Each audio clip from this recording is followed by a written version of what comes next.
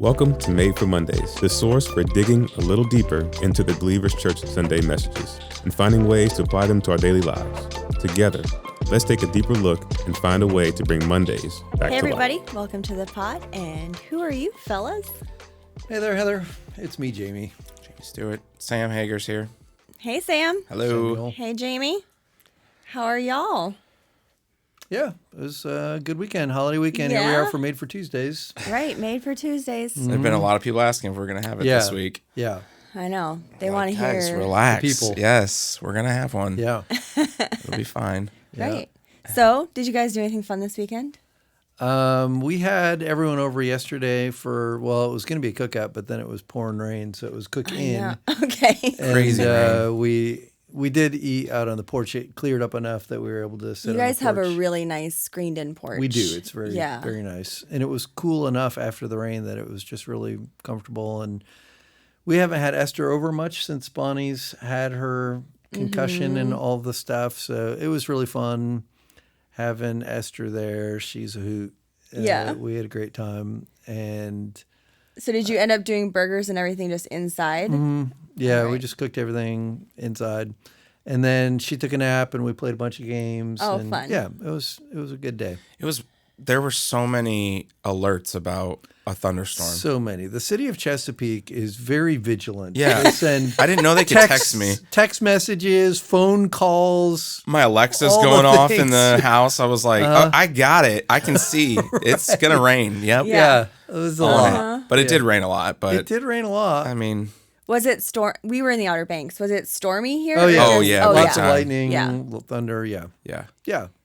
We hung out on Saturday yesterday, which I was glad because yesterday was kind of not great weather. So Yeah, we it did was the not pool great. Saturday, which was a lot of fun with the whole family. Sunday, we made a lot of hot dogs. Well, I didn't personally, but Yeah. There were a was lot pretty of awesome. hot dogs made. I there were a lot of hot heard dogs eaten. attendance was great It on was Sunday. super good. Yeah. Yeah. I haven't seen exactly I what it heard was, but over it was over 700. 700 adults. Yeah. So I was telling someone who was less enthusiastic about one service for various sundry Yeah. reasons. If we grow a little bit more, we won't be able to do that again. Right. Right. So there's a good reason to grow for this. If you didn't like the If one you didn't like the one service. service, then start inviting a bunch of people. Right. And Well, I because had- then we won't be able to have just one Right. service. I had a friend who's relatively new to Believers. Yeah. She came to the last Discovery X. Okay. She had 12 people with her. Wow. This Sunday. That's amazing. 12 guests with her That's this Sunday. crazy. That's incredible. She texted me because we were in the Outer Banks, and she texted me and was like, I invited 12 people and they all showed up. Whoa. It's incredible. And so she was very excited. And then she said, and they all want to come back. Oh, So that's she was great. like very, yeah. So I Yeah. was like, that's amazing. That's so yeah, great. it was so like for people who are curious. We don't do that very often, Right. but one of the reasons that we used to do this even in the old room where we were doing multiple services, 3-4 services, and then on holiday times we would just boil down to one service. And one of the things is if you're like back then, if you were a 5 o'clock attender, Right. you would have no idea who actually attends Believers because Yeah. the 5 o'clock was always such a small service anyway. So it gives you a sense of like, oh, this is my Right. church, you know. So that's kind of one of the fun things to be able to do. And then to scale it down and then do something social afterwards. You can't really do that with two services. So like I get there are some drawbacks to a service, particularly for our very faithful next gen Yes. folks who, have to give up being able to attend a service live, which is Right. one of the great benefits of having two services. And I want to go on record and just say how grateful I am for those who are willing to do that. Yes. We For don't do it sure. all the time, but I'm grateful for those who are willing to do that because there are so many benefits to be able to create a social moment for the church. I've had several conversations with people who were so appreciative of that opportunity to connect with other people, which would just not really be a possibility with two Right. services. So to be able to do something like that every once in a Every while once in a is while. just a really great thing. Yeah. Yeah. It was funny. Well, shout out to Caleb, Bailey, and Joey. They cooked all those hot dogs. Nick Yeah. Souls did a little bit too.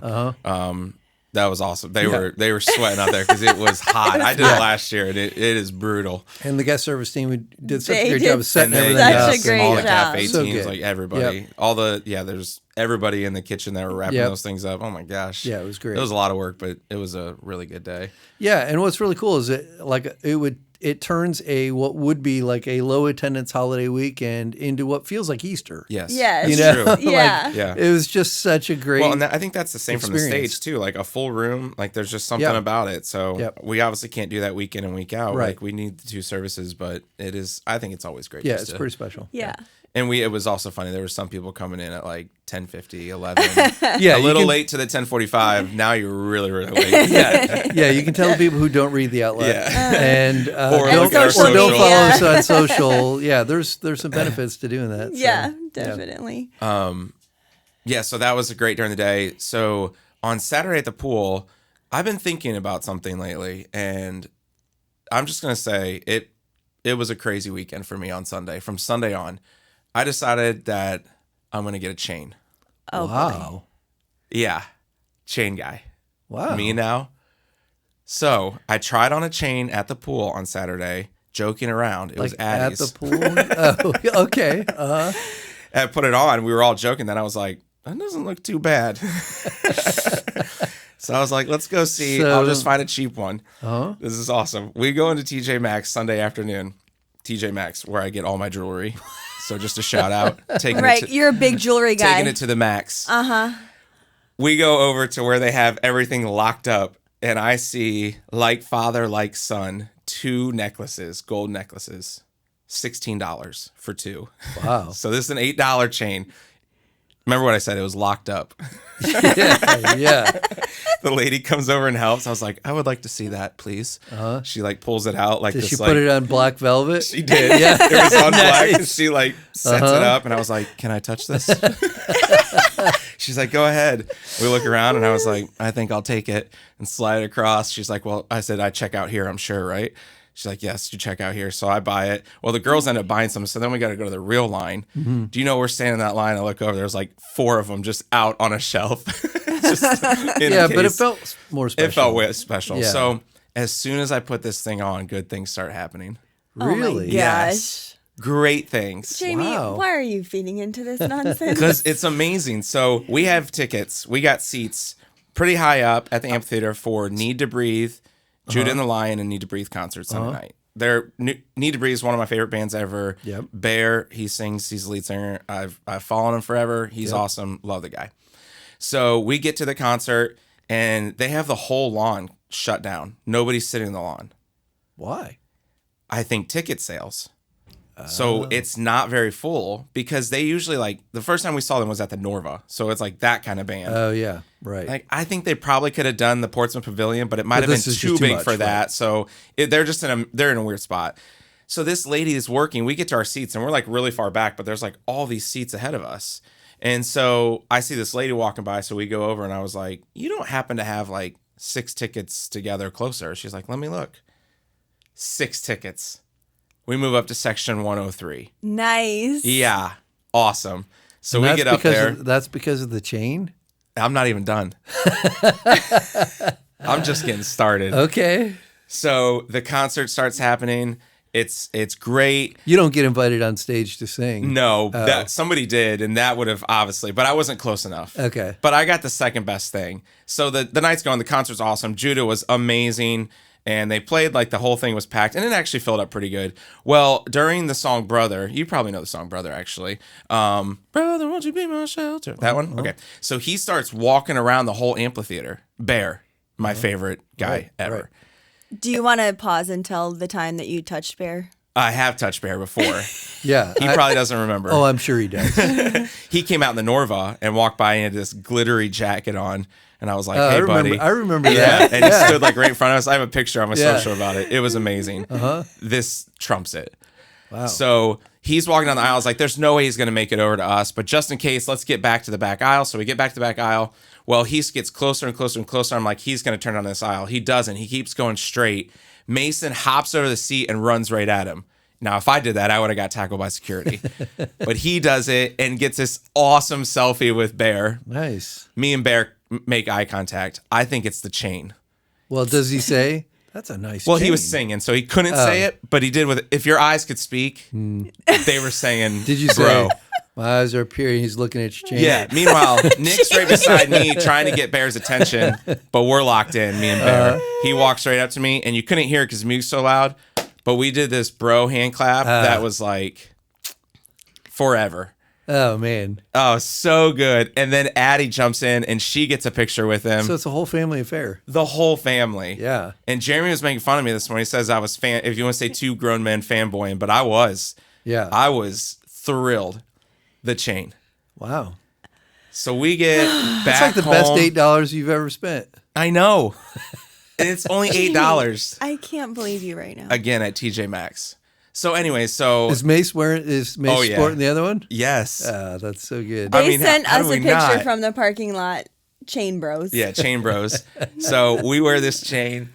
And then a great guy that goes here, they Andrew, Yeah. he's greeter. Yep. We got talking on Sunday.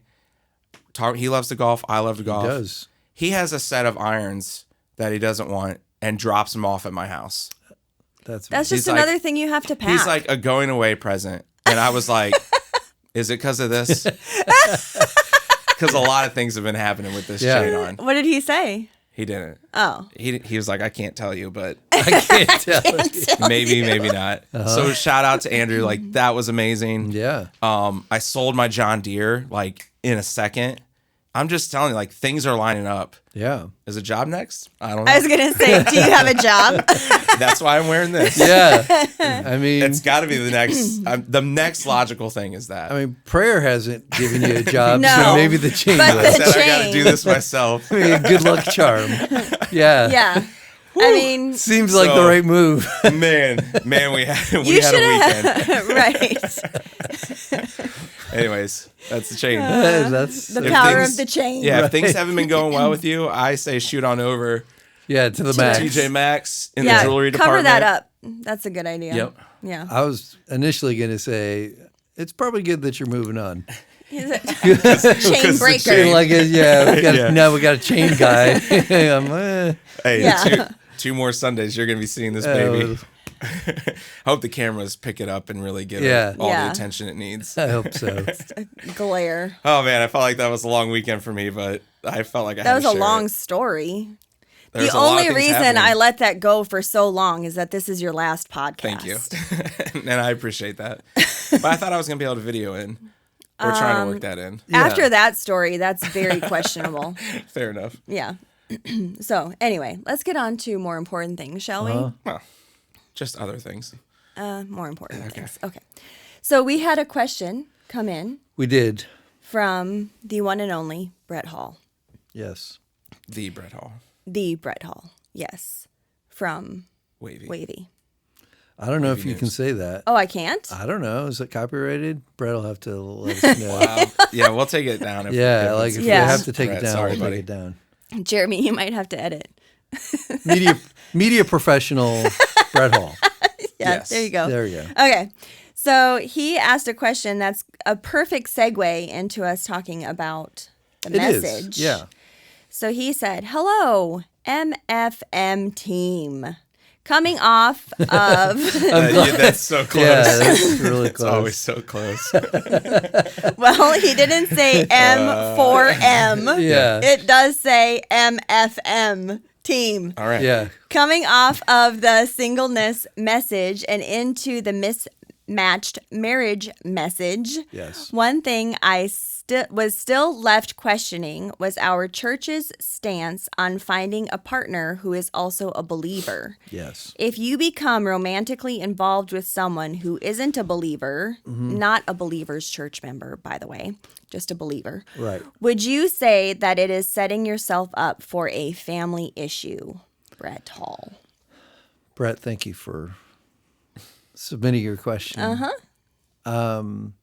Yeah, I didn't actually come right out and say that. Right. So, I mean, it's a good question. Yeah.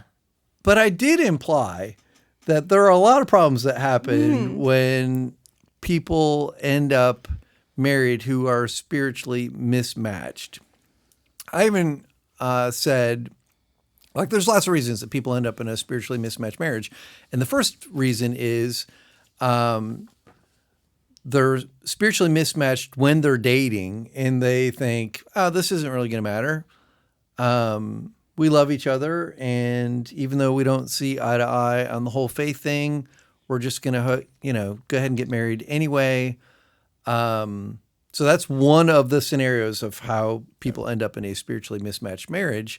But then I talked about later, like all of the tensions that come. There's like financial tensions, there's raising your kids tensions, there's a sense of isolation that can often happen because maybe you're having, God's doing some stuff in you and showing stuff to you and teaching you stuff and growing you in certain ways.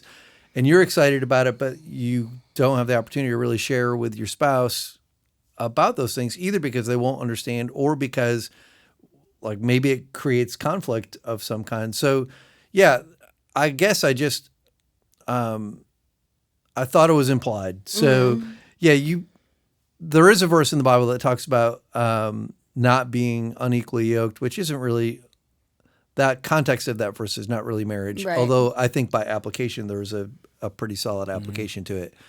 That, yeah, it's strongly discouraged that someone who is a follower of Jesus would be married to someone who isn't, simply because, there's this misalignment on something that's so significant in a person's life. And so, yeah, the position of our church, I don't know, that's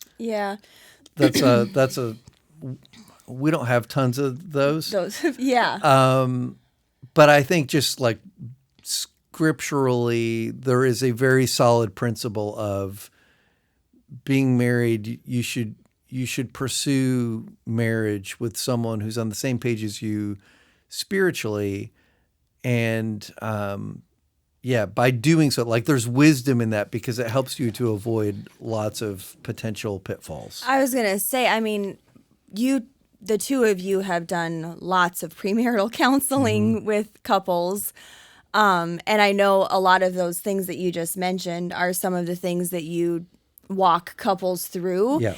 And, you're just kind of setting yourself up for a better chance at success. Yes. If you are aligned in those areas, in a spiritual capacity, like if you share that, those values. Right. And because even when you do, you can still come to a place of like disagreement in those areas. For sure. So if the foundation is that like, okay, we kind of have like these core values that are similar, and we still might have like disagreement when it comes to particulars around those areas. But if the foundation is, but we still like the core value is still there. And so I don't know if I'm making sense with that, but like, yeah, I just think what you're saying about like, there's just wisdom in that. There's wisdom in it. Yeah. And full disclosure, like I will not perform a wedding ceremony for a spiritually mismatched couple. That's what I was going to say. Yeah. So when I do a wedding, and I have to take people's word for it. So yeah. But there's like this, for lack of a better word, an application that I have people fill out. And one of the things that I have people tell me is where they're at on their spiritual journeys from not a follower of Jesus to a fully committed follower of Jesus. And if they're spiritually misaligned, I would meet with the couple and tell them why I would not perform that wedding ceremony. I think that's really good. Like, I think the application of it, I'm never going to sit here and tell somebody like your relationship's never going to work. Like, that's not that. But for me, I'm just thinking personally, like say I love Jesus. Like that's the most important thing in my life. And you want others to love Jesus. So like that is going to be, and your spouse doesn't, like that's going to constantly be Why would you, like, I would want a stranger to know who Jesus is. I, of course, want my wife to know who Jesus is, and I want all the amazing things that the Holy Spirit does for us. So it's always going to be, it should be if you're following Jesus, it's always going to be something in your relationship that is just going to have this, like, I don't know the right word over it, but it is always going to hover over your relationship. It is. And then there's going to be fights about him or her being mad that you keep bringing up Jesus, or vice versa. Like, that kind of stuff is just difficult. So, like, Practically I speaking. mentioned on Sunday that we would spend some time just talking about some of the issues that do happen to come up frequently. So no matter how you ended up in a spiritually mismatched marriage, like there's 3 or 4 different things that are pretty common complaints in a marriage where there's spiritual misalignment. And so the first one is financial. I don't know if it's like the highest one, but it's definitely one. And there's a funny story about there was a couple that were in our church, and we'd been praying for one of the half of this couple to come to faith or to grow in their faith. You know, like there wasn't clarity on whether they were, but they certainly weren't committed to following Jesus. And this person wanted to meet with me, and we were all excited because we were thinking this might be the moment, you know, where this person is having this come to Jesus thing, and there's some God's at work in this person's life, and they want to follow Jesus now.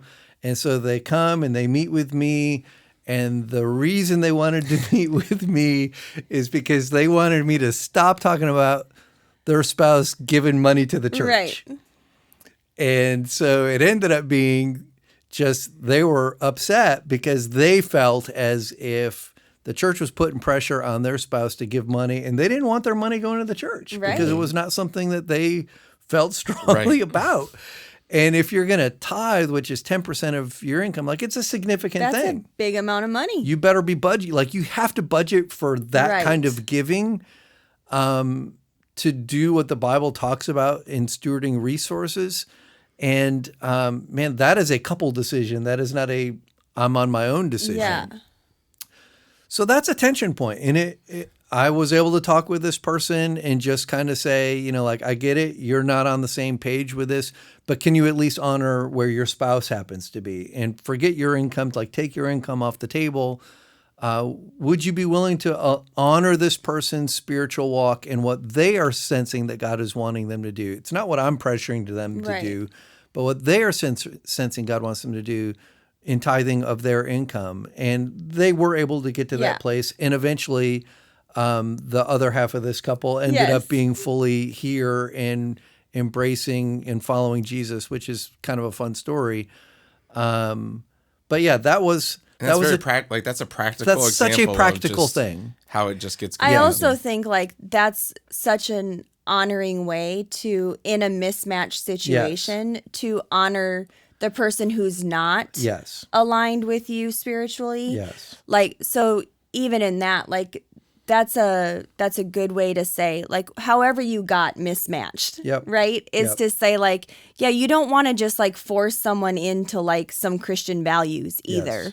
So to say, like, I get it, you're not there with me. Right. So, but this is how I feel. Would you allow for just consider my portion of our collective income?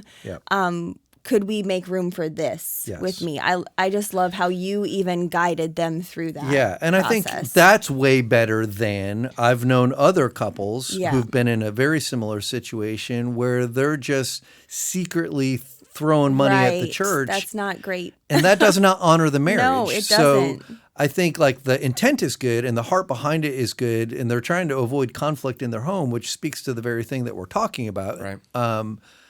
But I've advised couples in that scenario, don't do that. Right. That's not being honest. That's not being honest. So, you know, talk to your spouse, have those. It's a difficult conversation, but it's one that you ought to have.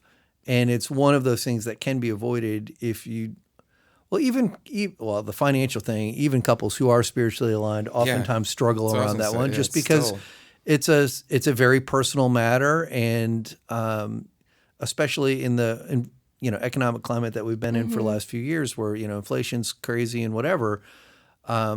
Giving up that seems like the easy way out. Well, that's what I was trying to say before, is like a lot of these issues are issues that, whether you're spiritually aligned or not, these are issues that you will have. Yeah. So like, set yourself up for success when 100%. you can.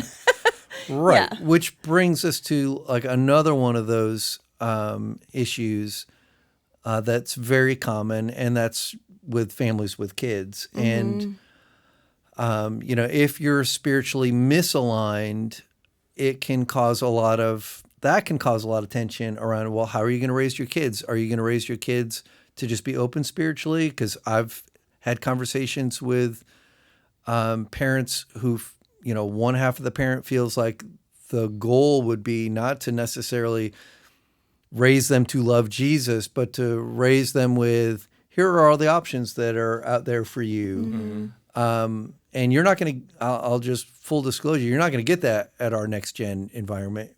We're going to teach them about Jesus. And so that creates a thing. And we've had couples here that are misaligned spiritually, where the unbelieving spouse or the spouse who's walked away has been unwilling to honor the other spouse's commitment to raise their kids to love Jesus, and they've ended up pulling their kids out of our church because that is not a shared value that they had with their spouse. And I'm telling you, that's a pretty significant tension point that could be avoided by avoiding being in that situation. And that causes all sorts of other conflict and issues in the home. Yeah. For sure. For sure. I think, Jamie, you say this all the time, but it's like, this specific thing around this is like, how can you expect someone that isn't a Christ follower to act like Christ? Right. Like to even be convicted by the same thing as someone that has put their trust in Jesus. And right. I think like from a Christian standpoint, like that's where like the Bible beating really starts coming in, hitting them over the head with they're not choosing to follow Jesus. So why would you? And that like the kids thing, how to raise a kid, how to do your money, like all of those things, keeping in mind about that, just make the situation so much more difficult than even a Christ-centered marriage. It's already difficult enough. Yeah, you said there was a third one? There's a third one. There may be others. But a third one is just like the whole commitment to time. Sundays, serving, B groups. If you're all in on trying to, follow Jesus, serve in your church family, like there is a certain amount of time commitment that comes with that.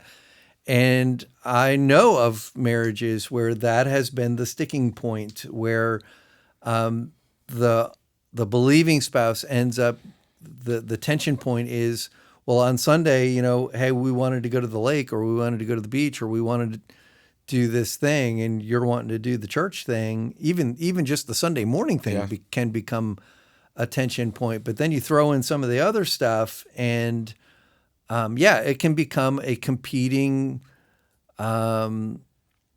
commitment to your time as a couple that can really cause some tensions. Yeah, and I just think it's probably so easy if you first start dating and you're like, oh, well, I don't believe. Well, I do. You almost brush it off like, okay, well, our personalities, we still like to laugh, and I like hanging out with you, and I like you. Like, it seems so easy, but when you get into like the practical day-to-day life things, as that relationship continues to grow, is just something I don't think is thought about quite often. 100%. Yeah. Yeah. So do you think that that's, how would you have someone navigate, excuse me, if they are in a mismatched marriage right now and they're feeling the tension of some of these issues that we're talking about? Like, how do they go about like fixing it? Right. What's the solution? Well, I can tell you what the solution isn't. Okay. That's probably easier than what the solution is. I mean, I have ideas on what the solution is, but they're not magic wand moments. Yeah. But I will just kind of recommend you will never nag your spouse into the kingdom of heaven. Like that just doesn't work. So if your approach has been, preaching Sunday's message when you get home, and They're going to love it. they're going to love Yeah. that.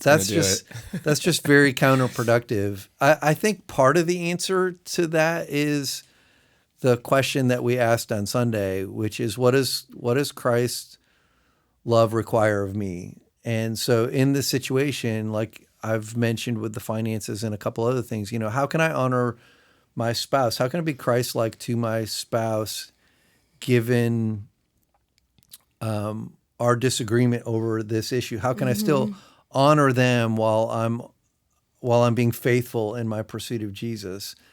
And figuring out what that looks like for you and your household. And it's obviously for some things it's going to require compromise on the part of the believer to be able to walk that out in a way that maintains some unity in the home and that kind of stuff. Praying for your spouse is certainly, or get a gold chain. That's what I was going to say. Yeah, get a gold chain. Yeah. That's not working. From the max. If the prayer Maybe this will work. is not working. Worked for me. Yeah. I mean, prayer didn't, but yeah. Actually, neither have worked yet. So prayer for your spouse is obviously is important, and I think reflecting Christ is even more important, but it's or equally important. But I think you're not going to guilt someone, nag someone, argue someone into faith in Jesus. You how do you influence someone that you don't know to be right? You are kind, you are generous, we do acts of kindness, random acts of kindness in our community to sow seeds of the gospel in our community. The same thing will work at home. Yeah. And there's no shortage of stories of people who've come to faith. Lee Strobel, it's an older book, but he wrote a book. He's the Case for Christ guy, Case for Faith guy. But his faith story is super interesting because he was an atheist and his wife came to faith and he was very angry about it. Yes. And ended up becoming a pastor and an advocate for all things faith. And he and his wife wrote a book about that journey of being spiritually mismatched. And I don't recall the title of the book, but if you just look on Amazon for Lee Strobel books on marriage, it's the only one that he's written on that topic. But also the other book that I mentioned by Gary Thomas, Sacred Marriage. That one's not written to a spiritually mismatched couple, but you could read it as a spouse in a spiritually mismatched marriage and come away with all kinds of great principles for how you should conduct yourself in a way that would be helpful. Yeah. I loved what you were saying about like, how would you treat a stranger? Yeah. But that's going to be like now highlighted in your home so much more. Yeah. And I just think like, even as a Christ follower, like I have hypocrisies that I live with sometimes, like those are going to be so like blatant to someone that doesn't believe that is your spouse now. Yes. And so the way you have to live, I mean, it's the way we should be living. Like it should be like Christ, 100%. But just understanding that your mistakes and your failures, that we understand this we understand a little bit this grace thing that Jesus gives us, but they're not going to understand that. Like that could be a potential not understanding. And that's just, that makes it like, yeah. But it's also I don't know, it could be a gift too. Yeah. And full disclosure, like, I mean, that's what we're all called to anyway. Right. So like we're all called to live in response to that question. What does the love of Christ require of me in this given situation? And I was meeting with someone this morning and they asked me, like, how can I pray for you, personally? Like, what's the thing the one thing, like, I've been praying for you. He even gave me a date. I've been praying you it's been years. But it's been pretty generic. Their prayers have been pretty generic for me. Like, specifically, what could I pray? And I didn't answer right away, but before we left, our meeting together, I said, back to how you asked, how could you pray for me? And the thing that I said was like, pray that I could just be more Jesus-like in my home, because it's easy for me to be Jesus to people that I'm ministering to. It's harder to be Jesus to the people who are closest to me. And so like that would be a good prayer. And if that's true for me, if you're in a mismatched marriage, that's quadruply true for you. And it's also true for anyone who's in a spiritually aligned marriage. Like that's just, it's challenging to live that out. Right. Yeah. So, well, we talk about that a lot. Yeah. I feel like on the podcast, like it is so much harder to love the people. We're like the worst to the people that we're closest to because we just know we can be our most authentic selves with those people. And we're authentically crummy. Yeah, and we're just we're like terrible. the messiest version of ourselves with great. those people, unfortunately. Yeah. It's all true. The book by Lee Strobel and his wife Leslie is Surviving a Spiritual Mismatch in Marriage. Yes. Very Great title. creative title. Wonder what it's about. It's a pretty accurate title. Yeah. So yeah, Surviving a Spiritual Mismatch in Marriage. Yes. That's the one. So if you want to look that up. Highly recommend it. And it's been around for a couple of decades at least. yeah. So it may be dated in some things. Yeah, maybe. But the principles should be principles solid. are probably Yep. pretty In Case good. for Christ is. Yes, that's always a good So good. a good read. Well, Sam, this is your last pod. That's what I hear. Yeah. Do you have any memories or anything you Oh my want to gosh. say? Oh man, I Really? don't know that. Jamie, You're do gonna you give have? him, you're going to give him that I much know. rope? Yeah. I don't know. Oh Jamie- gosh, I didn't even think about it. I've been trying not to think about it. You have been? Yeah, I think I was telling you guys before we started recording, like I had all the emotional things. I felt like I got over it. And we had some friends give us a nice gift this past week and before the chain too. So that was pretty amazing. So And, that wasn't chain related? No, this was before the chain. BC. Before the Oh chain. my gosh. And then I got all emotional with it. So I'm trying not to bring those things up. I don't know. I love this place. What it's meant for our family. And even this podcast, like you guys didn't give me a mic for a really long time. And it's probably a good idea. I think we all figured out why real quick. I was texting you guys a little, just being in the green room and trying to do our first couple podcast episodes. And I shared this with our team on Sunday. I've been like really selfish over the last few months. I think it's like not having necessarily all of my answers for where we're going, but knowing God's been in it. But it's like, those are where my prayers have really been around. And I'm not sure I've spent enough time for prayers for like what happens here. Yeah. And Jamie started doing that with the staff a couple days ago, I think day 8 now, where he's just writing like prayers leading up to some of the stuff that that leadership's going to be talking about and just direction and all those things.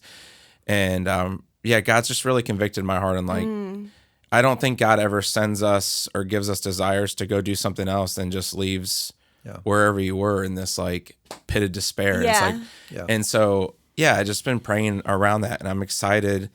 My office is pretty quiet now because the team that I've gotten to lead for so long just crushes it that I already knew. And so they're not coming in being like, oh my gosh, what are we going to do with this and that? Although Lee did have a question today that I got to answer. So that made me feel pretty good. But I just know God's got something else in store, and he's just going to keep on doing it. And nothing would make me, I'd be probably a little bit mad, but like nothing would make me more happy to keep following up with friends and watching services on Sunday and just see this place continue just to explode. Yeah. Yep. And how funny it would be if it's like Sam leaves and it just like doubles in a day. The next is like, well, maybe I was the problem. But I just think like, 14 years, I was telling Andrew, 14 years, you kind of sometimes like there's benefits to that, but there's also like negatives of sometimes you just kind of get used to doing things the way you do it. Yeah. So that's what's great about change is now that I've gotten over the fact that it is changing, like he's just gonna bring new things, and it's gonna be really exciting. And I don't know. I'm sure I'll think of more things to say after this, but I'm just very, very grateful for all of these years and the chance I've got to serve in this place is just amazing. Yeah.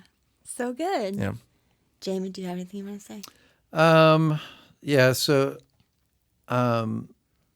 really outside of the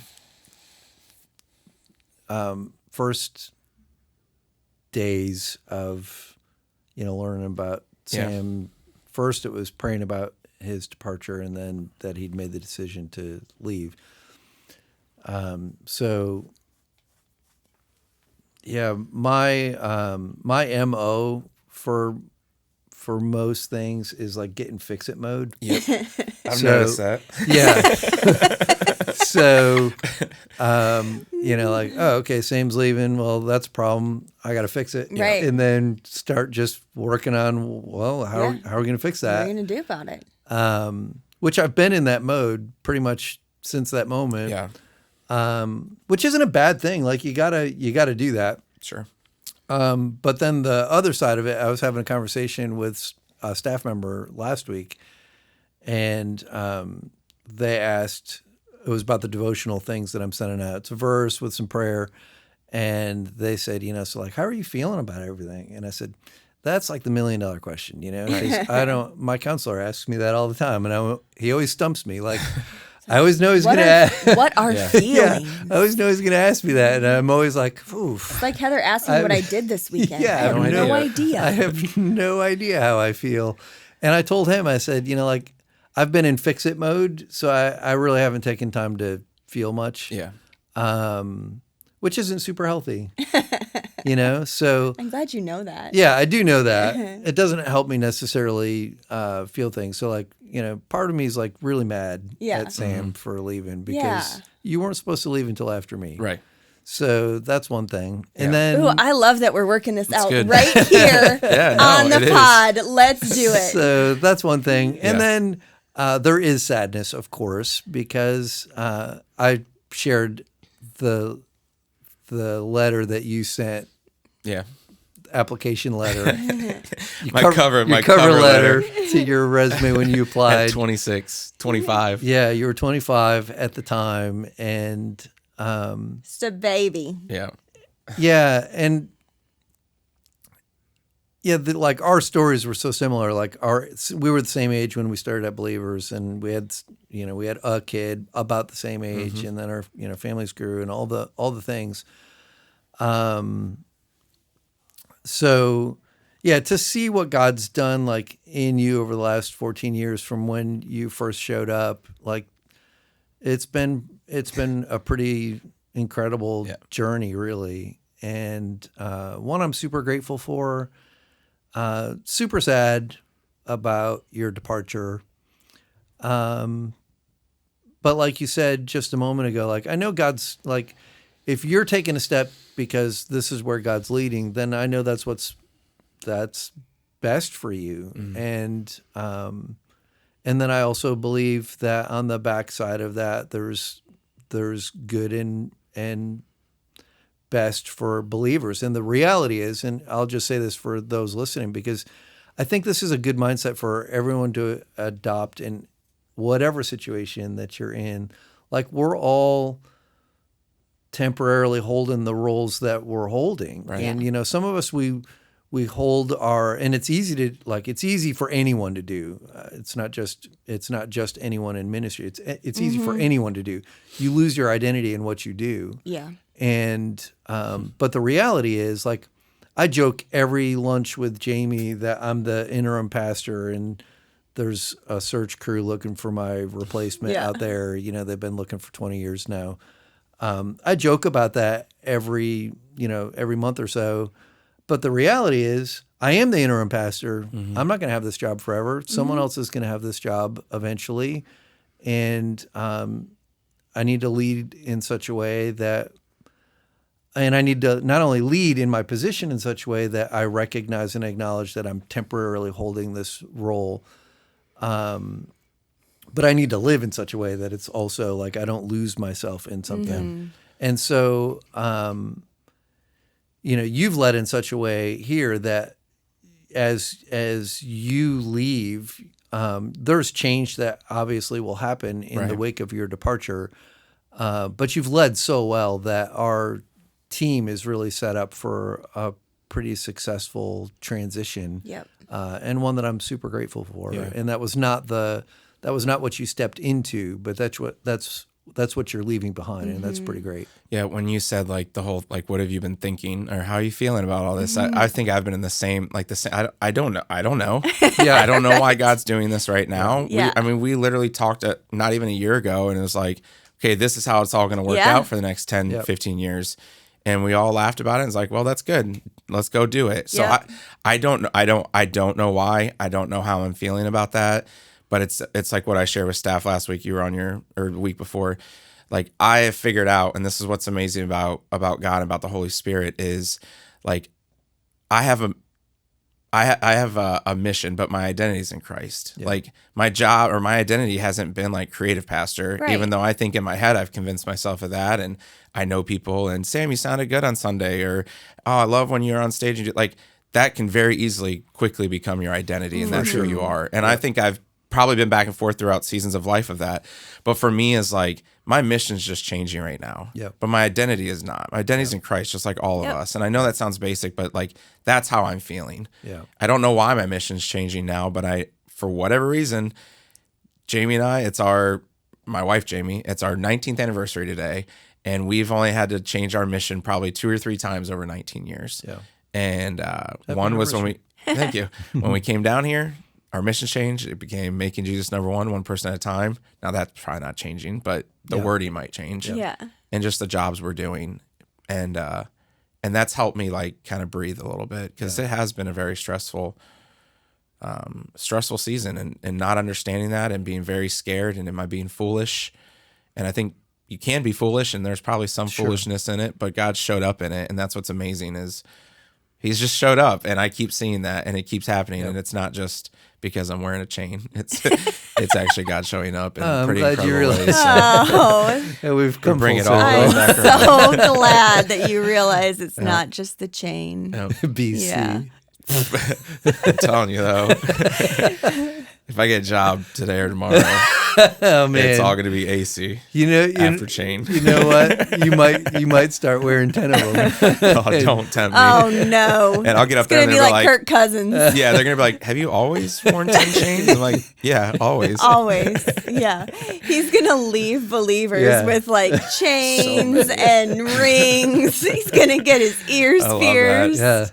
That was what Yikes. Mason did say, that when he got close to Bear, when he was like, he wears a lot of rings. I was like, he can do whatever he wants. Well, with that, Sam, Yeah. we love you. I love you guys too. Yeah. All right. We are going to continue our series, Family Issues, this Sunday. We have services back to regular schedule at 9 and 10:45. And And the as topic? usual, parenting Parenting. your adult children. Oh yeah, one of the best things ever. Oh, yeah. And it's really great. good even if you have young children. It's Yeah. not just like, oh, Yeah. it's just for the older one. It Yeah, talks it's about through the whole process. setting you up for that Yes. success. Yeah. And I would encourage you, if you know some families that are, well, like you just said, even just with kids or Yep. teenagers, so they're moving towards that season, invite them to be here, because it's such a hard thing to live through or to navigate as Yeah. a parent. And I don't know if I've ever heard a message about it. Man. So I know it's a great opportunity to invite. I know Yeah. we're done, but I'm not on next week. But man, I'm telling you, because we did what Heather's going to be talking about on Sunday. We did this as little. I'm reaping the benefits now, like with even my 15, 16-year-old, where you get the fun. It's all these things. So please do not, do not miss it on Great Sunday. topic. It'll change your home. Yeah. Well, we're excited to talk about it. So we hope that you will be here. And if you can't be here, you can join us on YouTube at 1 o'clock. So thanks for being here today, and go be love.